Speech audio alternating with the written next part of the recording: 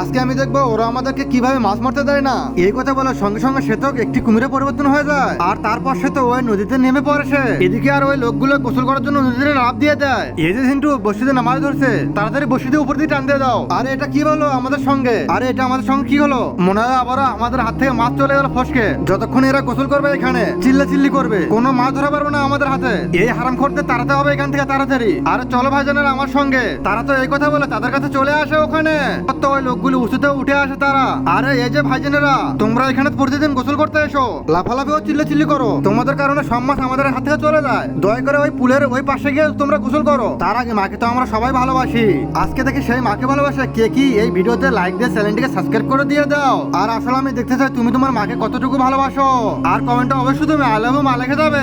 আমাদের পেটে লাথি মারতেছে কোন তোমরা? আর এটা তোমাদের বাবার জায়গা নাকি? তোমাদের মা সেখান থেকে চলে যায়, তাহলে আমাদের কি করার রয়েছে? প্রতিদিন এসে এখানে গোসল করবে আবার চলে যাবে এখান থেকে। আর এটা তো বড় একটা জায়গা, তোমরা অন্য জায়গায় গিয়ে মাছ ধরো। আর এখানে সবচেয়ে বড় গর্ত এখানে রয়েছে, তাই এখানে এসে আমরা মাছ ধরি। ভাইজান দয়া করে পুলের ওই পাশে গিয়ে তোমরা গোসল করো। আমাদের ব্যবসা ভাইজান নষ্ট করো না আমাদের। আরে ভাইজান এখানে আমরা গোসল করবো, আমরা প্রতিদিন এইবারে আমরা গোসল করবো এখানে। তোমরা কি আর করবে আমরা করো। হ্যাঁ ভাই হ্যাঁ, চলো চলো এখান থেকে আমরা যাই গোসল করি গিয়ে নদীতে। তারপর তারা এই কথা বলে তারা গোসল করতে নেমে পড়ে নদীতে। আরে ভাইজান এরা তো আমাদের সাথে কুকুরের মতো ব্যবহার করতেছে। ভালো ব্যবহার করলে, আরে এরা ভালো ব্যবহার করলে মানতেছে না। আর আমাদের কোনো সমস্যা নেই। আর ওদের আঙুলটি ব্যাখ্যা করতে দিতে হবে। ওই হারামখোরদের অবশ্যই মজা দেখাতে হবে অবশ্যই। আরে এই যে ভাইজান এটা কিভাবে সম্ভব? তোমরা দুজন আমার সঙ্গে চলো, আমি তা কি করতেছি পরে। আরে এই যে তোমরা দুজনে এখানে মাছ ধরতে থাকো, তোমরা এদেরকে মজা দেখাতে হলে আমাকে আমার পুরনো রূপটা ধরতে হবে। এই যে ধরো বসে শিব। তারপর তো সে এই কথা বলে সেখান থেকে চলে যায়। আচ্ছা আরে ছোট পুরনো রূপ, সেটা আবার কি ওস্তাদ? আর এটা আমার পায়ের নিচে কি হলো?